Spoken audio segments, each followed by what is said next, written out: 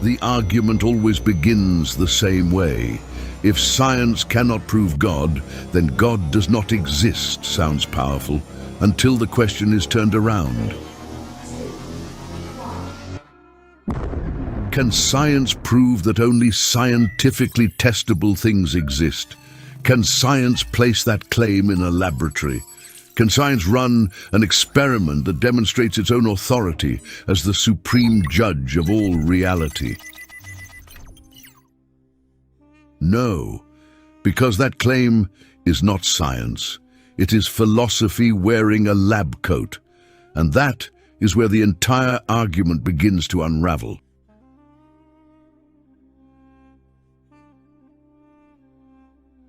The demand is simple: prove God scientifically. But hidden inside that demand is a much larger assumption, that God, if he exists, must be the kind of thing science was designed to detect. Why?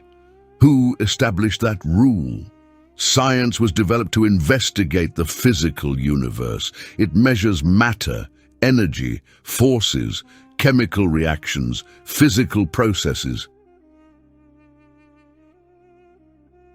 But a creator of the universe, by definition, is not another object inside the universe waiting to be discovered between a black hole and a hydrogen atom. Demanding that science detect a transcendent creator is like demanding a metal detector find justice. The tool is real. The tool is useful. But the tool was never designed for that task.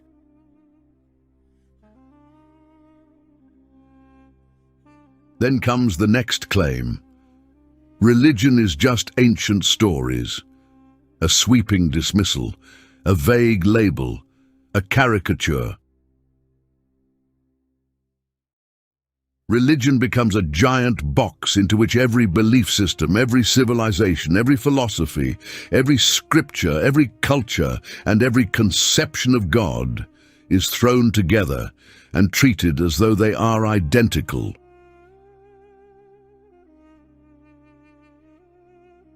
They are not, and the reason many people make that mistake is rarely examined, because when they say religion, they are often not talking about religion in general. They are talking about a particular historical experience, a particular civilization, a particular conflict, a particular memory. The memory of a Europe that fought bitter wars with its churches.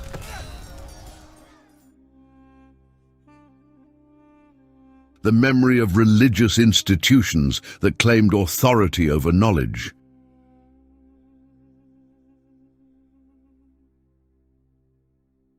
The memory of societies where superstition often stood where evidence should have stood.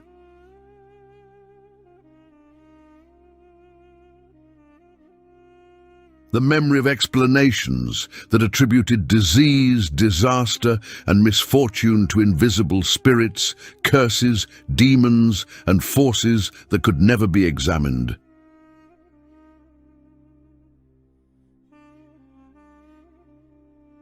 That history is real, but it is not universal. Those experiences happened in a particular place, at a particular time, under particular religious institutions.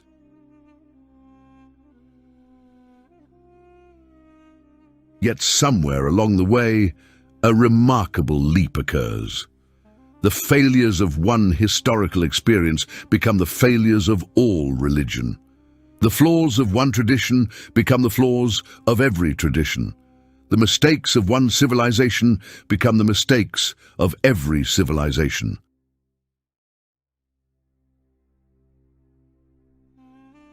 And suddenly, Christianity, Islam, Hinduism, Buddhism, ancient mythology, tribal beliefs, and every religious worldview in human history are compressed into a single category and judged as though they are interchangeable. That is not analysis. That is intellectual laziness. The concept of God in Islam is not the concept of Zeus.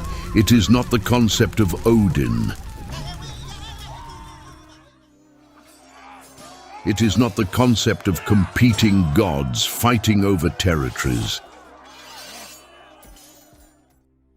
It is not the concept of supernatural beings trapped inside the universe. It is not mythology dressed in different clothing.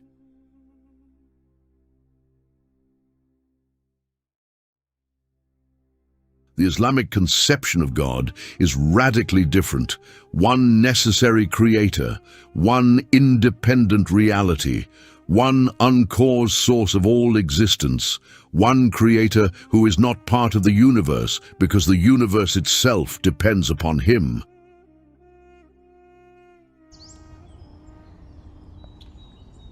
And perhaps most importantly, Islam does not ask people to switch off their minds.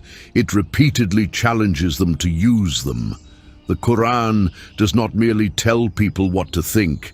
It repeatedly asks them to think, to reflect, to reason, to observe, to examine, to draw conclusions.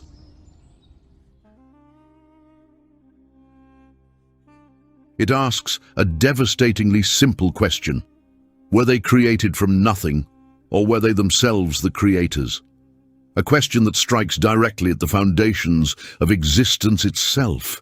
A question about causation, a question about origins, a question about reality, not blind acceptance, reasoning, not intellectual surrender, investigation.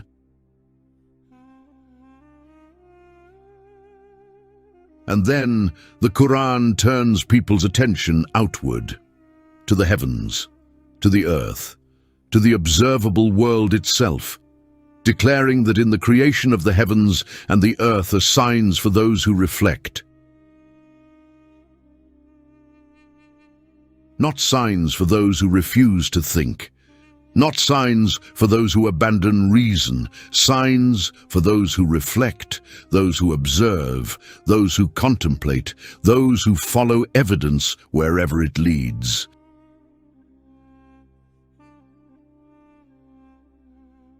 That is not the language of a worldview terrified of inquiry. That is the language of a worldview inviting inquiry.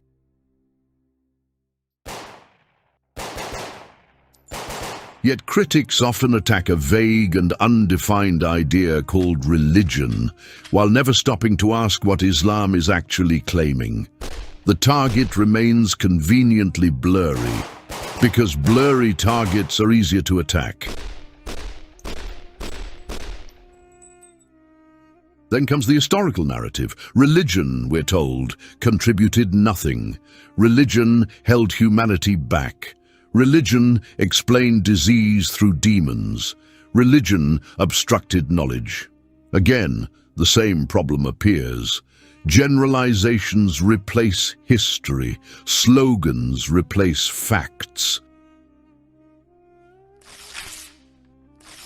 The Islamic civilization that preserved, expanded, refined, and transmitted mathematics, astronomy, medicine, optics, engineering, chemistry, and philosophy suddenly disappears from the story. The scholars disappear. The hospitals disappear. The observatories disappear. The libraries disappear. The discoveries disappear. The intellectual tradition disappears. Even more remarkable, the world's oldest continuously operating university disappears, founded by a Muslim woman, Fatima al-Fihri. Not a king, not an emperor, not a secular government, a Muslim woman, who established an institution of learning that would educate generations of scholars and become one of the great centers of knowledge in human history. Yet somehow the story persists that religion contributed nothing. The facts stand there, the records stand there, the institutions stand there, and still the slogan survives.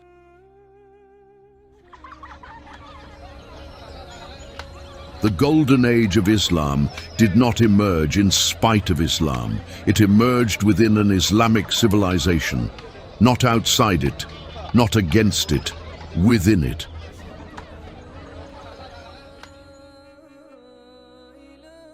A civilization whose intellectual culture was saturated with the belief that the universe was ordered, intelligible, and worthy of investigation. A civilization whose scholars studied the natural world because they believed it reflected an underlying order established by its creator. A civilization that produced physicians, mathematicians, astronomers, engineers, philosophers, and scientists, while much of the world was still struggling to preserve inherited knowledge. None of this proves Islam true, but it destroys the childish slogan that religion contributed nothing, because history stands in direct contradiction to it. And ultimately, that is the deeper problem. The argument was never merely about God. It was about authority. Who gets to decide what counts as knowledge?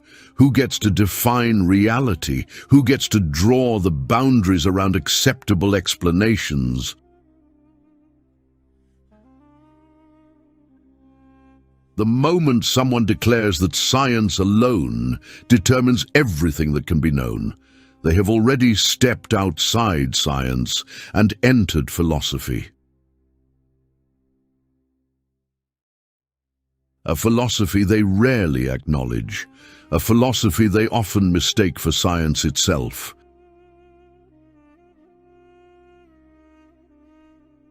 And once that illusion collapses, the conversation changes completely.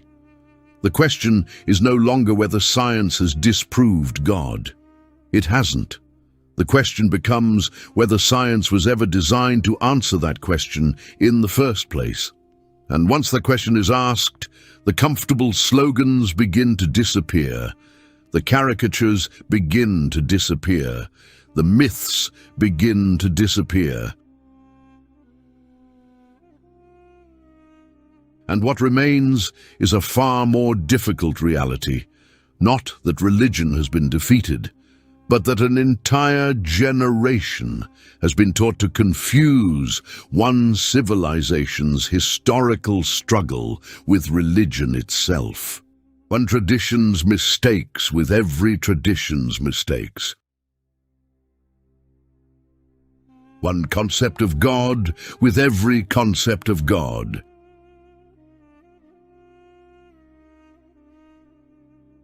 And then call that confusion reason. That is not reason. That is projection. And projection is a poor substitute for truth.